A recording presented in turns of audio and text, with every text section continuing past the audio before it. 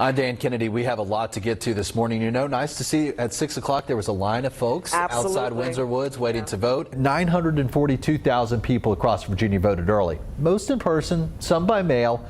Either way, it is way up from the 2018 midterms. Right now, more drama inside Portsmouth City Hall. This time, it's City Manager Tanya Chapman pointing fingers. You know, she's been on the job 4 months, but now Chapman says others aren't playing by the rules. All right, a news conference wrapping up in Charlottesville, Virginia right now, the campus of the University of Virginia, where the unimaginable happened last night. A tragedy on campus. 3 student athletes shot and killed as they returned home from a field trip. They were on a bus that had just returned from Washington, D.C. They had gone to see a play when a fellow student opened fire. All morning long, we had showed you that fellow student's photograph. We had blasted it on television, telling you that he was armed and dangerous and on the run. And just in the last 10 minutes, we learned that that suspect has now been captured. And you just got off the phone, Dan. Yeah, I just got off the phone with a parent and her daughter who just had that reunion. And I talked to this girl who's in 11th grade. She's a junior at this high school. And she said they were just on their way to lunch when they heard loud bangs. She couldn't exactly remember how many loud bangs she heard, but then she just described the chaos of everybody pushing her over to try to get out. This now marks 15 people shot in the heart of downtown Norfolk in the last 6 months. In fact, just 2 minutes ago, a business owner stopped me on his way into work and said this is the worst he's ever seen it down here. Over the next hour, we do hope to get a better idea of what we are experiencing in our neighborhoods, what's behind the violence, what law enforcement is doing about it. By show of hands, do you agree that gun violence is now a public health crisis? Would you call it that? Yes. Chief Boone, is it possible to leave a gang? If you say this is not what I thought it was going to be, can you leave and have hope for survival in Hampton Roads, or do you have to flee to another city, another state, if you have any hope of getting out of gang life and living? You will have to leave the area. Dan Kennedy, our friend at Secret Santa from our Norfolk affiliate, 13 News Now. He is there with them, and good morning to you, Dan. This is the largest naval base in the world here at Naval Station Norfolk. As you mentioned, one lucky military family is going to be getting their layaway paid off. I've got the name right here in my pocket. And you see what that says? It's everyone! We'll send it back to you, Michael. All right, Dan, thank you so much. How amazing is that? Halloween apparently isn't over yet, at least according to the New York Giants. During their Monday night football game last night with the Dallas Cowboys, they got a small interruption on the field. Wow, he actually spent more time in the end zone than the Giants last night. And the season 4 finale, 2.5 hours long, Dan. Wow, okay. It's as long as Daybreak. Daybreak, Stranger Things, we thank you for watching us. You know, that's not the only thing to drop on Netflix. It's followed by almonds and vegetable curry.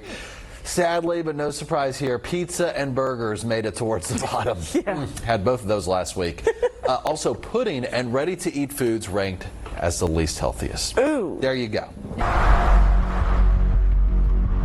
They say beauty is in the eyes of the beholder.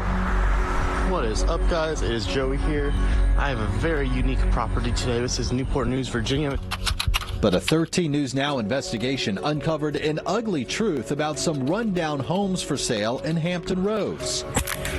Yeah, this is broken. A man linked to several Virginia-based LLCs uses social media like YouTube and Craigslist to sell homes like this, often in dire disrepair. I don't ask questions. I just do my job and I sell them for you. Owner financing, no credit check. We obtained one of the agreement for deed contracts between the LLC 72019 and one of its buyers. It came with a down payment of several $1,000s, with the rest financed at more than 15% interest. That's almost 3 times the interest a bank would charge today.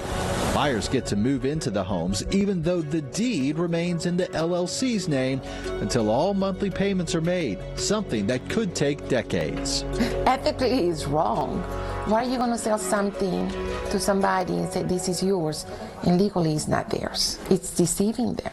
Raina Howell talked to us on behalf of her client who signed one of those contracts. All he thought he was doing was buying a home.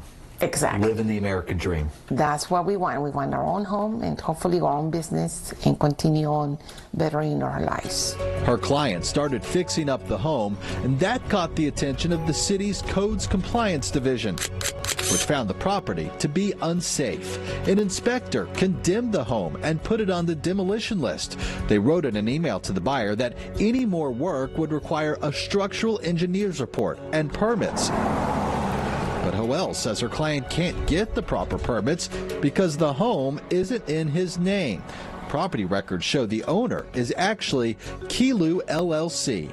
Yeah, that's usually how these work out because the sellers know that somebody moves in, they spend time and resources to fix it up. Eventually, they're going to default and you're going to evict them, and then you're going to have a better property than you started with. We took the contract to attorney Eric Dunn, who specializes in property law.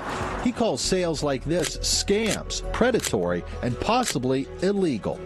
I'm confident in saying that almost all these deals you're going to find illegal things. It's just that, what's actually illegal about it will, differ a little bit from situation.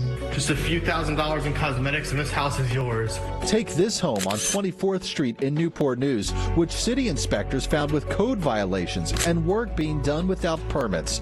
The buyer emailed the city saying, "As far as my husband and I know, we are the owners of this house. How do we find out if this is true? I mean, we are tired of being used." Our investigation found it's not true. Property records show the owner is LLC 72019. A judge may soon decide who is legally responsible for the repairs and upkeep on these homes. The LLC 72019 was cited to criminal court next month for failing to upkeep one home. We wanted to hear from the sellers, so we called and texted. So just send me a text and I'll get back to you within the hour. At least for us, no responses within the hour when we started asking questions like, what happens to the buyer and their down payment if they get evicted for missing payments? It breaks my heart. It breaks my heart. People might not end up losing all this money. For Raina Hoel, she's worried the people who could least afford it may find themselves out of the homes they thought they owned. Dan Kennedy, 13 News Now. An update now to our investigation into people buying homes only to find out they don't actually own them. New tonight, we hear from the seller after he appeared before a judge on charges related to one of those homes.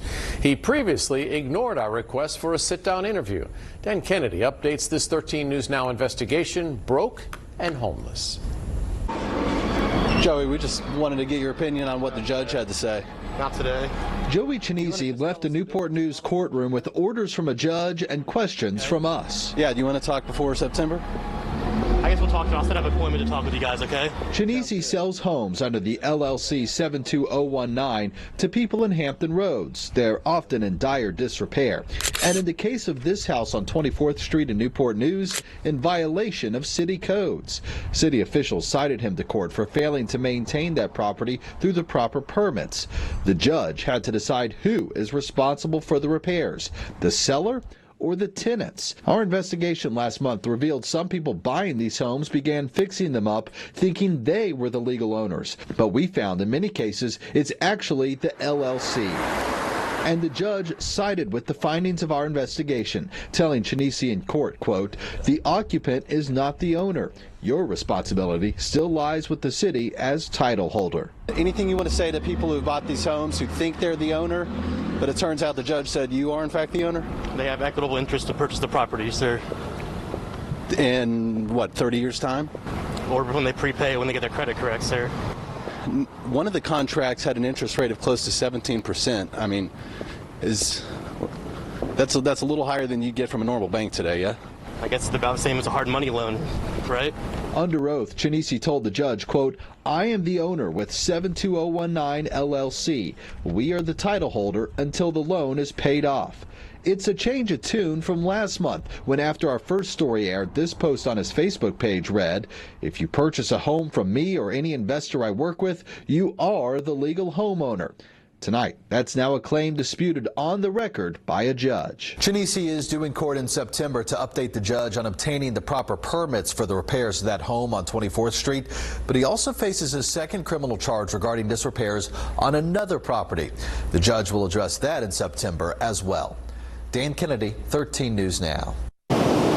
On Siegel Street in the Outer Banks town of Rodanthe, waves batter beachfront homes. Wooden stilts bear the brunt of an ocean creeping ever closer.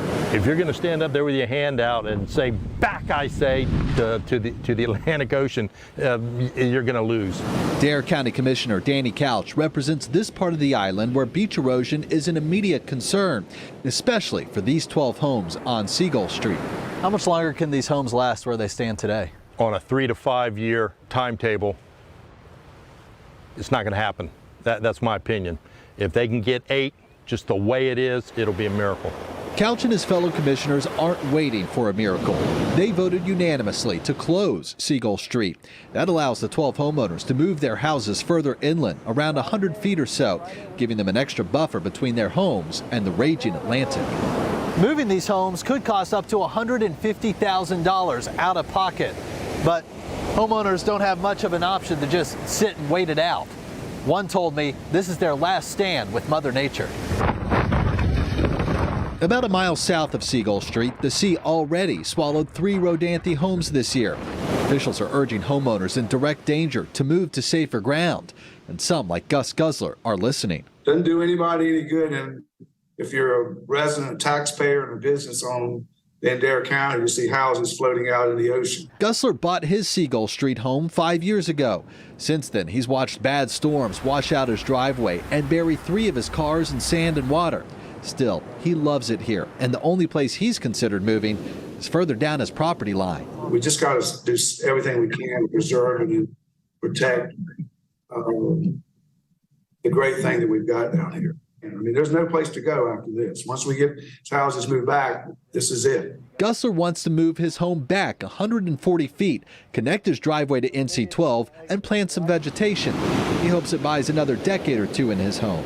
Is this just kicking the can down the road and delaying the inevitable? Yes, this is kicking the can and delaying the inevitable. There's a freight train out here called the Atlantic Ocean. And if you're going to be on the railroad track, expect the express to come through your living room on a regular basis. In this Rodanthe neighborhood, homeowners dream of more time by the sea, knowing nothing is guaranteed when their backyard is the ocean. Dan Kennedy, 13 News Now.